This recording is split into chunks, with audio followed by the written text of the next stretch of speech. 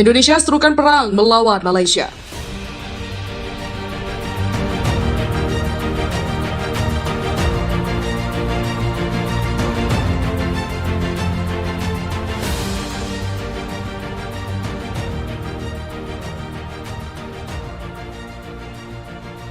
Penganiayaan dan pemerkosaan yang dilakukan warga negara Malaysia terhadap WNI 26 tahun TKW asal Lampung kembali membuat warga Indonesia berang terhadap Malaysia. Masa Aliansi Pemuda Ganyang Malaysia dan Masa Benteng Rakyat Demokrasi atau Bendera menilai tragedi itu adalah bentuk dari ketidakseriusan pemerintah Malaysia dalam menjaga hubungan baik dengan Indonesia. Belum kering tinta perundingan mereka sudah memperlakukan warga negara Indonesia secara tak beradab. Ini sudah sangat keterlaluan. Kemarin mereka mengambil pulau, mensengketakan perbatasan, mengaku-ngaku budaya Indonesia. Hingga ratusan kali terjadi kasus kekerasan terhadap TKI. Mereka harus dilawan, kata deklarator bendera Aldian Nabitupulu di markasnya Jalan Diponegoro, Jakarta, Jumat kemarin. Menyikapi persoalan baru yang kembali membuat rakyat Indonesia geram terhadap Malaysia, pihaknya bahkan menyerukan pada seluruh bangsa Indonesia untuk menyingsingkan lengan baju berperang dengan Malaysia. Tak hanya itu, bendera juga mengultimatum seluruh warga Malaysia yang ada di Indonesia agar dalam waktu 2x24 jam segera meninggalkan Indonesia. Jika dalam waktu yang ditentukan masih berada di Indonesia, bendera menyatakan tidak ada satu kekuatan apapun yang dapat menjamin keselamatan mereka di Indonesia. Karena itu, masalah nasionalisme dan harga diri yang diinjak-injak kita harus tegas dalam bersikap. Jangan jadi banci yang lembek.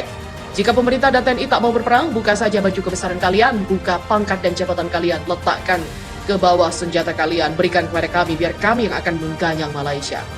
Sementara Duta Besar RI untuk Malaysia, Hermono, mengingatkan Malaysia sedang menjadi sorotan dunia karena dituduh melakukan praktik kerja paksa. Beberapa perusahaan Malaysia bahkan dikenai sanksi ekspor ke Amerika Serikat akibat tuduhan kerja paksa ini.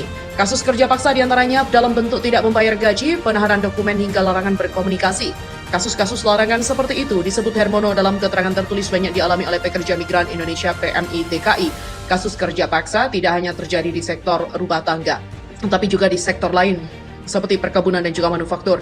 Sesuai catatan KBRI Kuala Lumpur selama 2021 kemarin, KBRI berhasil mengembalikan hak gaji PMI sejumlah Rp2.166.890 Malaysia atau lebih dari 7 miliar milik 206 PMI di sektor rumah tangga.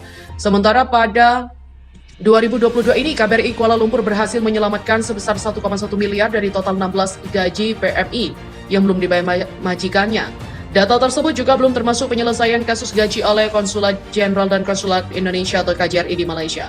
Duta Besar Hermono meyakinkan sebenarnya masih banyak PMI di Malaysia yang menjadi korban kerja paksa. Hanya saja, masalahnya tidak semua PMI dapat melaporkan ke KBRI atau KJRI dengan berbagai alasan. Salah satunya, tidak diizinkan berkomunikasi dan ancaman ditangkap aparat karena tidak memiliki visa kerja yang sah. Praktek kerja paksa sudah berlangsung bertahun-tahun, kata Duta Besar Hermon prihatin. Anggota Komisi 1 DPR juga mendesak Kementerian Luar Negeri RI untuk mengirim nota protes dengan penembakan terhadap 4 warga negara Indonesia hingga tewas oleh polisi negara itu. Sebagai anggota Komisi 1 Bidang Luar Negeri, pendapat saya sudah saatnya Kemlu RI menyampaikan nota protes keras kepada pemerintah Malaysia sekaligus meminta pertanggungjawaban negara itu untuk mengusut tuntas kejadian itu.